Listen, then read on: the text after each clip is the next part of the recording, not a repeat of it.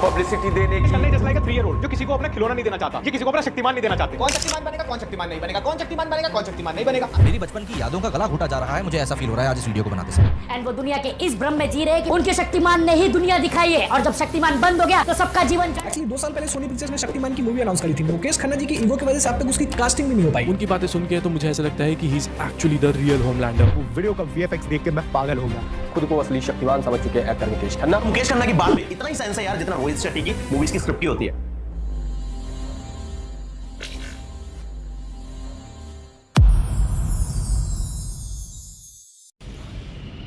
आज से कुछ समय पहले बहुत ज़्यादा विवाद हुआ था शक्तिमान के ऊपर, आपको तो पता ही होगा। लेकिन अब वो कहाँ है? उससे भी बड़ा क्वेश्चन, शक्तिमान की मूवी कहाँ है? स्टेप बाय स्टेप सभी पॉइंट्स के ऊपर बात करते हैं। इस वीडियो के एंड आते तक आपको सारे क्वेश्चंस का जवाब मिल चुका होगा, और मैं आपको यकीन दिलाता हूँ आपको इसके बाद कोई भी वीडियो देखने की जरूरत ही नहीं पड़ेगी। शक्तिमान की मूवी कहाँ है, मुकेश खन्ना और सोनी का क्या लफड़ा है, इसको समझने के लिए सबसे पहले हमें सिचुएशन समझनी पड़ेगी, और मैं आपको यकीन दिलाता हूँ कि इसके बाद सब कुछ आसान होगा। देखो 90s में शक्तिमान का मतलब था बिजनेस, जो कि अब भी है, लेकिन उसके बाद कुछ कारणों की वजह से शक्तिमान बंद हो जाता है। जो इसके प्रोड्यूसर कम एक्टर मुकेश खन्ना है, वो शक्तिमान के ऊपर एक बिग बजट बिग स्क्रीन की मूवी बनाना चाहते थे। 3 साल पहले ऑफर आया था, सर शक्तिमान के राइट्स हमको दे दीजिए, बहुत बड़ी प्रोडक्शन। आप मेरे साथ साथ चलना, जो मैं आपको बताऊंगा उसे नोट कर लेना। लेकिन उन्हें एक बिग बजट और एक ऐसी कैरेक्टर स्टोरी चाहिए थी जो कि शक्तिमान के कैरेक्टर को जस्टिफाई कर सके। इस चीज को याद रखिए, ये अब आगे बहुत ज्यादा काम आने वाली है। So he waited and nothing happens. जब कुछ नहीं हुआ तो उन्होंने एक शक्तिमान के ऊपर स्मॉल बजट की मूवी बनाने की सोची, जिसका नाम उन्होंने रखा हमारा हीरो शक्तिमान, जो कि 2013 में रिलीज हुई थी। जिसका सोलो रीजन ये था कि वो शक्तिमान को एक नया चेहरा देना चाहते थे, एक नया शक्तिमान इंट्रोड्यूस करवाना चाहते थे।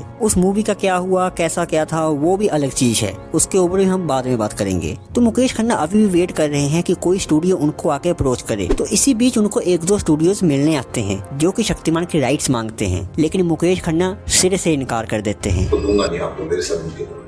जब वो इतने सालों से वेट कर रहे थे तो उन्होंने उन स्टूडियोज को क्यों नहीं दिया? वो बहुत बड़े बड़े स्टूडियोज से, मैं नाम नहीं लेना चाहूंगा। मैं चाहता हूँ कि आप इसको डिस्को ड्रामा मत बना दीजिए। उसका कारण ये था कि पैसा देने के लिए तो वो तैयार थे, लेकिन मुकेश खन्ना जी को ऐसा लगा कि ये जो लोग हैं ये शक्तिमान के कैरेक्टर के साथ जस्टिस नहीं करेंगे। तो इसलिए मैंने कहा था कि सिर्फ पैसा ही नहीं, उनको एक जस्टिफाई कैरेक्टर की स्टोरी भी चाहिए थी। और ये बातें मैं अपने मन से नहीं बोल रहा हूँ। मुकेश खन्ना जी ने रिसेंटली एक इंटरव्यू में ये रिवील किया है। उन्होंने ये तक कहा है कि उनको एक स्टूडियो ने अप्रोच किया था, जिन्होंने ये प्रेजेंट किया था कि वो रणवीर सिंह को एज ए शक्तिमान लेना चाहते हैं 2018 में, और उस समय में उन्होंने रणवीर सिंह के पोस्टर्स रिलीज करने शुरू कर दिए थे एज ए शक्तिमान, जिसको देखकर उनको बिल्कुल अच्छा नहीं लगा था, और उन्होंने डायरेक्ट बोल दिया था कि शक्तिमान कौन बनेगा ये मैं डिसाइड करूंगा, तुम नहीं। तो अब तार कनेक्ट हो रहे हैं कि वो पोस्ट जो बहुत साल पहले वायरल हुई थी रणवीर सिंह की, वो कहां से आई थी। अभी आगे और भी तार कनेक्ट होंगे। ये पॉइंट्स आपको पता नहीं होंगे, लेकिन अब आप इनको याद रख लेना, क्योंकि आगे ये बहुत काम आने वाले हैं। कि याद रखो, मुकेश खन्ना को रणवीर सिंह के लिए पहले भी अप्रोच किया गया था, और ये बहुत पहले की बात है, जब रणवीर सिंह का न्यूड फोटोशूट अभी हुआ भी नहीं था। उसके बाद कुछ और चीजें हुई जहाँ पे शक्तिमान की 2D एनिमेशन और 3D एनिमेशन की भी अनाउंसमेंट की गई थी, लेकिन वो आई नहीं। 2D तो चलो आ गई थी, और फिर फाइनली सोनी इंटरनेशनल उनको अप्रोच करती है, जिसके बाद से मुकेश खन्ना जी को ये लगता है कि हाँ, ये शक्तिमान को big budget big movie big screen के ऊपर दिखा सकते हैं, और इसलिए उन्होंने उसको उनके राइट्स दे दिए।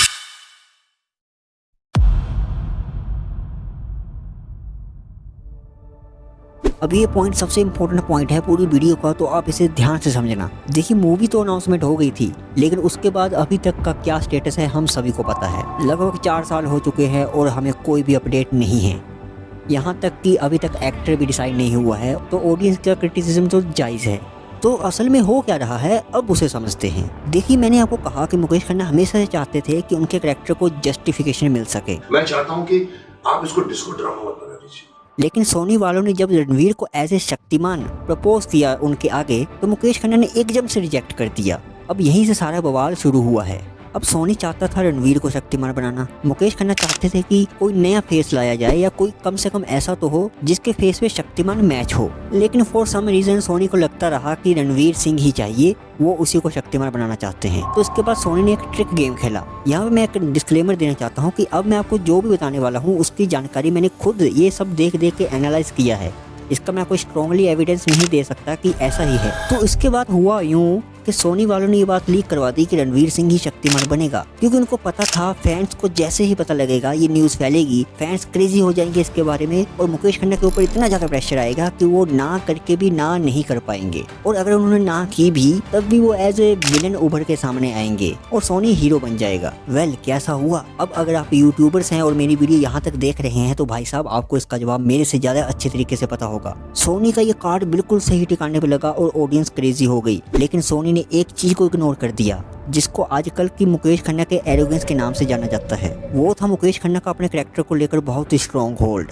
जब मुकेश खन्ना को ये बात पता चली कि ऐसे फेक न्यूज फैल रही है बाजार में, तो उन्होंने सोनी को अप्रोच किया, कॉल की कि आप इस चीज को मना क्यों नहीं कर रहे कि हम रणवीर को शक्तिमान नहीं बनाएंगे, जबकि मैंने आपको बोला है कि वो मैं नहीं बनाऊंगा उसको। लेकिन सोनी ने कुछ नहीं बोला। इस बात को लेकर मुकेश खन्ना को बुरा लगा, क्योंकि रणवीर सिंह को वो आज से नहीं बल्कि पहले से ही मना करते आ रहे हैं, लेकिन ये उसी को लेकर ना जाने क्यों बार बार स्ट्रॉन्गली अटैच्ड हैं। और कोई शक्तिमान की इमेज को खराब करे, बर्बाद करे तो इनको बिल्कुल भी पसंद नहीं है, जो कि ऑफ कोर्स नेचुरल रिस्पॉन्स है। तो उन्होंने कोई परवाह ना करते हुए पब्लिकली अनाउंस कर दिया कि वो रणवीर सिंह को शक्तिमान नहीं बनाएंगे, चाहे शक्तिमान की मूवी बने या ना बने। बोल्ड मूव, जो कि एक तरह की उन्होंने अपनी सारी फ्रस्ट्रेशन उस वीडियो में निकाल दी। तो दुनिया कुछ नहीं बोलती। जब मुकेश खन्ना एक्सेप्ट नहीं करते, बोले अरे आप कौन होते हैं उनके खिलाफ बोलने वाले। मैं चुप हो जाता अगर मैं बाहर की पार्टी का होता, पर साहब मैं प्रोड्यूसर हूँ शक्तिमान का। सोनी का सारा प्लान फेल हो गया, लेकिन एक कहावत है ना कि you lost the fight but won the war.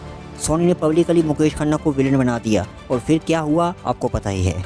Back to back video बनाई जाने लगी लोगों के द्वारा, जिनको कुछ नहीं पता वो भी इसके ऊपर वीडियो बनाए जा रहे हैं कि मुकेश खन्ना की एरोगेंस की वजह से शक्तिमान की मूवी नहीं बन रही है। हालांकि बीच में कुछ लोगों ने इस सिचुएशन को समझने का ट्राई भी किया, तो मुकेश खन्ना विलेन बन गए।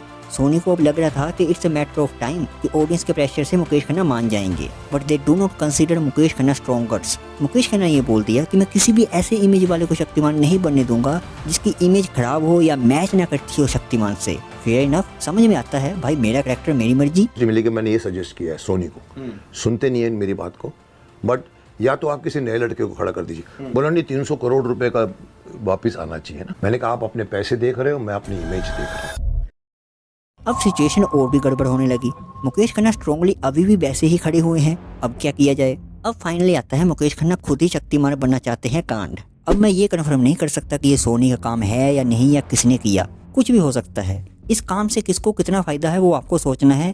मुकेश खन्ना को गलत तरीके से रिप्रेजेंट किया गया, फेक न्यूज फैलाई गई कि साहब ये शक्तिमान बनना चाहते हैं, इसलिए तो वो रणवीर सिंह को नहीं बनने दे रहे हैं। उनकी इमेज को और पब्लिकली खराब करने की कोशिश की गई। आखिर इससे किसका फायदा हुआ आप खुद ही सोच लो। अगेन हेट और मजाक बनने लगे। Mukesh Khanna so called YouTubers ने बैक टू बैक वीडियोस बनाना शुरू कर दिए मुकेश खन्ना के ऊपर, वो भी फेक न्यूज के ऊपर, जिसका डैमेज आज तक भी हमें देखने को मिल रहा है। और जब इन सभी को पता चल गया कि ये तो फेक न्यूज है, तो सॉरी तो छोड़ दीजिए, इन्होंने अभी तक वो वीडियोस भी नहीं काटे हैं। उसके बाद क्या हुआ आगे की कहानी अभी भी कंटिन्यू है। अभी भी मुकेश खन्ना अड़े हुए हैं, सोनी भी अड़ी हुई है। मुकेश खन्ना बोल रहे हैं किसी नए को बनाओ, ऑडिशन करवाओ, सोनी बोल रही है कि रणवीर सिंह को बनाओ। अब कौन आपको असल में गलत नजर आ रहा है सोच लो।